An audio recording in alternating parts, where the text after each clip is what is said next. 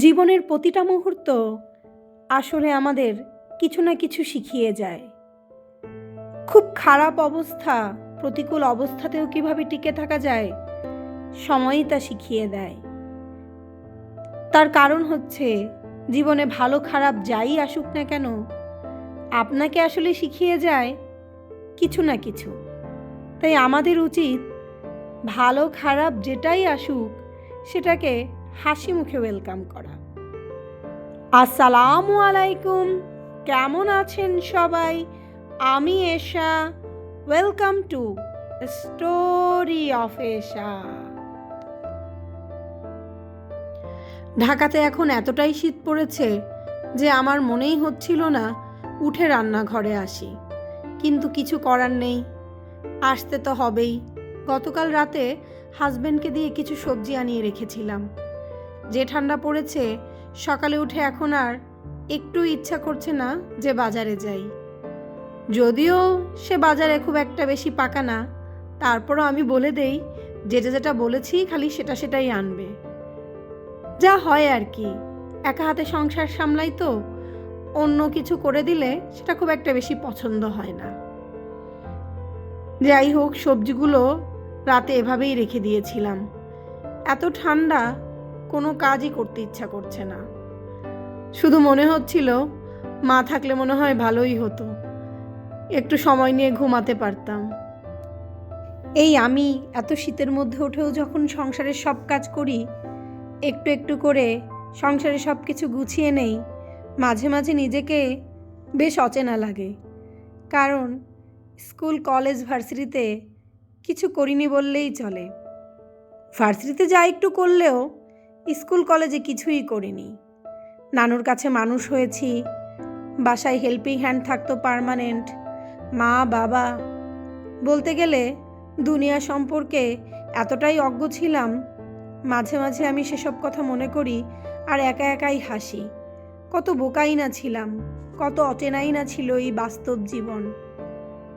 এখন সময়ের স্রোতে, বিপদ আপদ সুখে অনেক কিছু শিখিয়ে দিয়ে গেছে। জীবন থেকে বাস্তবতা অনেক কঠিন, সেটাও বুঝতে পেরেছি। বাস্তবতা হাতে লেখা কোনো গল্প নয় যে আপনার ইচ্ছে হলো ভুল লিখেছি মুছে ফেললাম, নতুন করে লিখলাম। বাস্তবতা হচ্ছে, আপনি একটা জিনিস প্ল্যান করবেন, প্ল্যানের বাইরে যেও আপনার জীবন আপনাকে নতুন অভিজ্ঞতা দেবে। সব সময় যে সেটা ভালো হবে তা কিন্তু না। এমনও সময় হয়তো আসতে পারে আপনার জীবনে খুবই কঠিন, সেটাকে সামাল দিতে গিয়ে আপনি নিজেই হয়তো হারিয়ে যাচ্ছেন।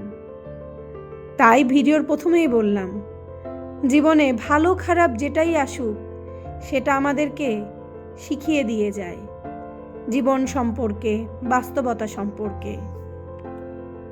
আজকে সকালে হেল্পিং হ্যান্ড এসে সব কিছু মোটামুটি গুছিয়ে দিয়ে গেছে। আমি আজকে সকালে তেমন একটা উঠিনি। ভাই খুব ভোরেই বেরিয়ে গিয়েছে ভার্সিটির জন্য। হাজবেন্ডকে জাস্ট কোনো রকমে নাস্তাটা গুছিয়ে দিয়ে বেশ জুবুথুবু হয়ে শুয়েছিলাম। 11:30 নাগাদ উঠেছি, রান্নাঘরের ছোটোখাটো কাজ গুছিয়ে নিলাম, একটু ছোলা ভিজিয়ে রাখলাম বিকালের জন্য। আসলে শীতকাল তো, সন্ধ্যার নাস্তায় ঝালঝাল ছোলা ভাজা, পেঁয়াজু খেতে খুব ভালো লাগে। আজকে একটু রোদের দেখা গেছে, সেটাও কোনো রকম, তবে বাইরেটা বেশ পরিষ্কার, তাই জানলা দরজা খুলে দিয়েছি। বাচ্চারা উঠে নাস্তা করে টিভি দেখছে, নিজের জন্য একটু চিয়া সিড ভিজিয়ে নিয়ে এসে বসলাম। এই সময়টা একটু চুপচাপ বসে থাকি, ভালোই লাগে। চলে এসেছি আবারও রান্নাঘরে, আলু ভাজি করে রাখবো কালকের জন্য। যতই ঠান্ডা থাকুক আর শীত, চাকরিজীবীদের তো ছুটি নেই, আর আমাদের মতো গৃহিণীদেরও। সকালে উঠে নাস্তা গোছাতে বেশ কঠিন, তাই ছোটোখাটো গাছগুলো যদি গুছিয়ে রাখি খুবই সুবিধা হয়। জাস্ট সকালে উঠে রুটি ভেজে দেই, আলু ভাজি গরম করে একটা ডিম পোস্ট করে দিলেই নাস্তা হয়ে যায়। আমার ভাই সকালে খায় না, ও যেহেতু খুব ভোরেই চলে যায়, দেখা যায় আমি ঘুমিয়ে থাকি, ও উঠে চলে যায়। আর এত সকালে এই ঠান্ডায় কারোরই মনে হয় খেতে ইচ্ছা করে না। আমি তো এই কয়দিন সকালের খাবার টোটালি স্কিপ করে যাচ্ছি। একটা উপকার হচ্ছে, ওজনটাও একটু বাগিয়ে আনার পদ্ধতি পেয়ে গেছি। ঢাকাতেই শীতের এই অবস্থা। আপনারা কে কোথা থেকে আমার ভিডিওটি দেখছেন অবশ্যই জানিয়ে যাবেন আপনাদের ওখানে কেমন শীত পড়েছে। সামাজিক যোগাযোগ মাধ্যম পেপারে যা দেখছি তাতে তো মনে হচ্ছে এবার শীতের অবস্থা সত্যিই খুব খারাপ। দক্ষিণ অঞ্চলের মানুষজনের থেকে উত্তর অঞ্চলের মানুষজনের শীতে খুবই কষ্ট হয়, একেবারে নাজেহাল অবস্থা হয়ে যায় তাদের। এই দেখুন, বারান্দায় চলে এসেছি। 12টা 12:30 নাগাদ বাজে, কিন্তু বাইরের অবস্থা এখনও কুয়াশার মতো। দুই বারান্দায় ভর্তি জামা কাপড়, বাচ্চা থাকলে যা হয় আর কি। আর শীতের সময় তো সবারই এক গাদা গাদা করে জামা কাপড় হয়, তার উপর সেগুলো হয় মোটা, যা কোনোভাবেই শুকাতে চায় না। কোনো রকম একটু বারান্দা থেকে পানি ঝরিয়ে এনে ঘরের মধ্যে ফ্যান ছেড়ে চালিয়ে রাখছি। ফ্যানও তো চালানো যাচ্ছে না, এত ঠান্ডা লাগছে। কালকে যেগুলো হালকা হালকা শুকিয়ে গিয়েছিল সেগুলোই ঘরের মধ্যে এনে রেখেছিলাম, বেশ ভালোভাবে শুকিয়ে গেছে। এখন ভাঁজ করে রাখছি, না হলে দেখা যায় কি বাইরে যেগুলো থাকে সেগুলোও এত ঠান্ডা হয়ে থাকে, গায়ে দেওয়ার মতো অবস্থা থাকে না, বোঝাই যায় না কোনটা শুকনা আর কোনটা ভেজা। জামা কাপড় ভাঁজ করছিলাম আর ভাবছিলাম কি রান্না করব। পালং শাক কাটিয়ে রেখেছি, তবে ইচ্ছা করছে না পালং শাক খেতে। বাচ্চাটাও গত 2 দিন ধরে বলছিল মা একটু রোস্ট রান্না করো, ভাইও খুব পছন্দ করে। ভাবলাম কাজ শেষ করে সংসারের একটু রোস্ট আর পোলাওই রান্না করব। এতে করে হবে কি, যেহেতু শীতের দিন সবারই পছন্দের খাবারও হয়ে যাবে, আমারও কষ্ট কম হবে। এক রান্না দিয়ে খুব সহজেই আমি 2 দিন চালিয়ে দিতে পারবো।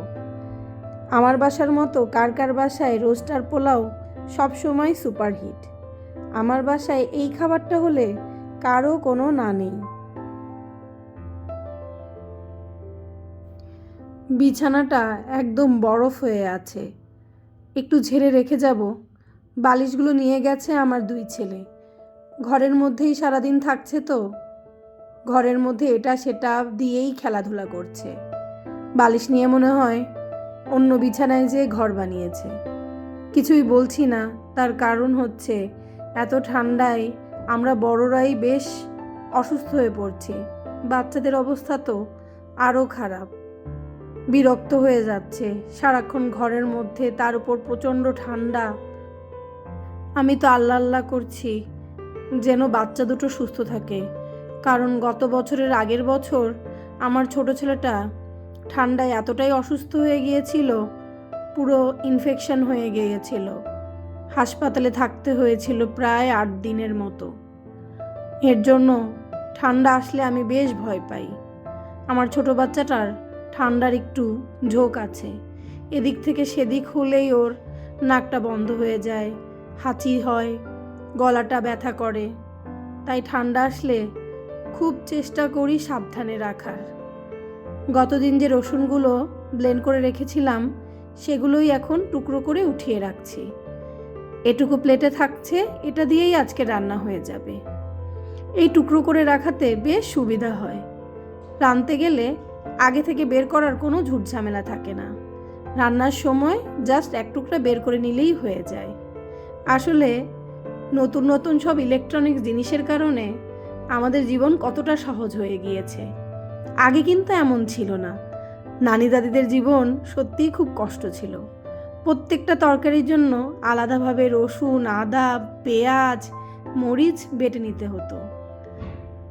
বলতে গেলে আমরা স্বর্ণযুগেই বসবাস করছি। রোস্ট রান্না করব, তাই অফ ক্যামেরায় মুরগিগুলো কেটে নিয়েছি। এখন হাত এতটাই ঠান্ডা হয়ে গেছে, ভাবলাম একটু চা টোস্ট খাই। একটু চা বসিয়ে দিয়েছি, আর এই টোস্টগুলো গতকালই আনা হয়েছে। আমার আবার ঘি টোস্ট খেতে খুব ভালো লাগে, এমনি এমনি খেয়ে ফেলি আমি। চা টোস্ট খেয়ে দুপুরে রান্নার জন্য লেগে যাব।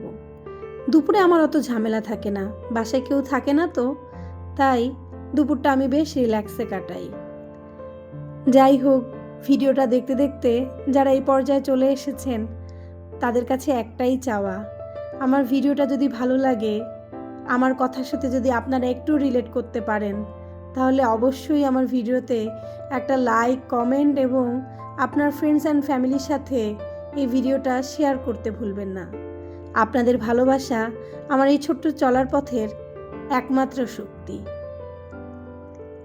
রাঁধুনি গুঁড়া মশলা দিয়েই আমি রোস্টটা রান্না করি। আমার কাছে মনে হয় তাড়াতাড়িও হয়ে যায় আর টেস্টটাও ভালো আসে। তাহলে আমি রান্না করি, আপনাদের সাথে আর একদিন গল্প হবে নিজের জীবন নিয়ে, নিজের বাস্তব অভিজ্ঞতা নিয়ে, নিজের জীবন উপলব্ধি নিয়ে। ততক্ষণ পর্যন্ত এখান থেকেই বিদায় নিচ্ছি। সবাই ভালো থাকবেন, সুস্থ থাকবেন, সর্বোপরি সাবধানে থাকবেন। আল্লাহ হাফেজ।